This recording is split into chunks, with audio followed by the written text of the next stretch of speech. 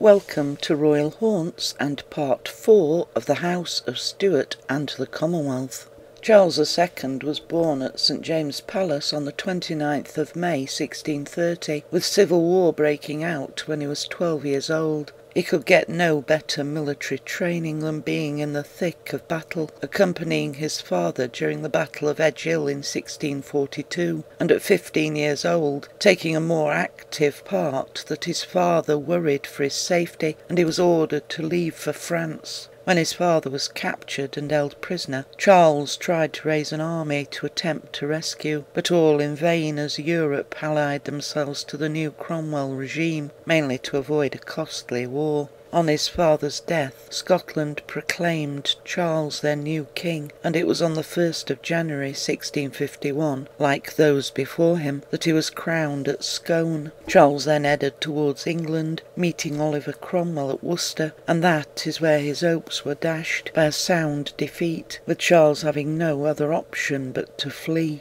It's said that to evade capture he hid in an oak tree at Boscastle House, and in disguise returned to his family in exile. Being a virtual king with no realm to rule, Charles found solace in the arms of many beautiful females, including Lucy Walter, who came from Welsh nobility. There were rumours that the couple were secretly married, though Charles never acknowledged his children with Lucy as anything more than illegitimate. The royal family remained in exile with their loyal supporters until the death of Oliver Cromwell and the inept abilities of his eldest son Richard. Charles was invited to take back the crown, though this would be losing a number of royal prerogatives. However, he agreed to the terms and returned to a jubilant London. His coronation, held on the 23rd of April 1661, was a beautiful sunny day at the side of Oliver Cromwell's demise. The restoration of the monarchy saw life return to the theatres that the Puritans had closed, with Charles being a regular visitor to Drury Lane, where he met his most renowned mistress, Nell Gwynn.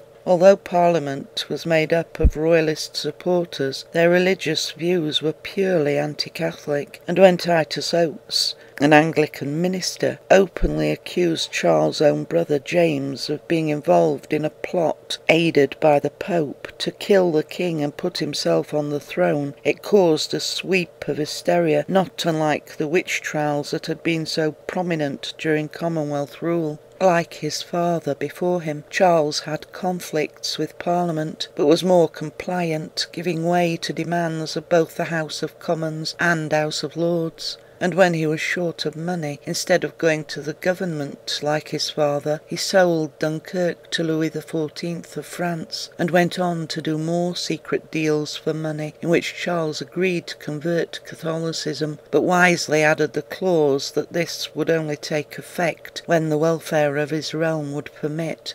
And with tensions running high against Catholicism, and especially a Catholic monarchy, it was unlikely that Charles would ever have been able to implement such measures. Charles selected his wife from the royal house of Portugal. It was an unpopular choice, as not only was she foreign, but also a Roman Catholic, and so was denied a coronation. But for Charles she brought a substantial dowry.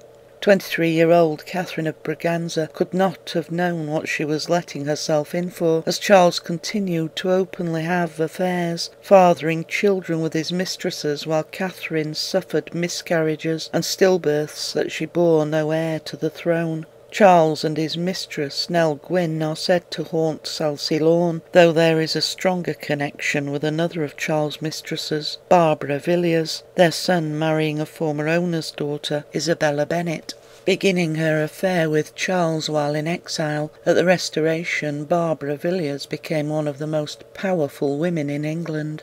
Her ghost is said to wander Walpole House in Chiswick, where she died, her beauty marred by the bloating of dropsy. During this time she became a recluse, and the wooden floors are now said to echo with the clicking of the heels of her shoes, and on dark, stormy nights a figure seen at one of the windows is said to be the first Duchess of Cleveland, her bloated figure in despair at the loss of her beauty. Having lived through the 25-year reign of Charles II and short reign of his brother James, Barbara Villiers died in 1709 and is buried at Chiswick Church. The former orange seller and actress, Nell Gwynn, having a relationship with the king up to his death, was thought to be responsible for the scent of gardenias that filled the air at what was once the Gargoyle Club. The property has now been integrated into a hotel restaurant, but in Nell's day a house stood on the site where she is said to have lived. She was later given Salisbury Hall in Hertfordshire, where she is also said to still visit. The upkeep of the hall and living the noble lifestyle put her in debt, and James stood by his promise to Charles not to let poor Nell starve, and paying her debts she was awarded a yearly pension of £1,500.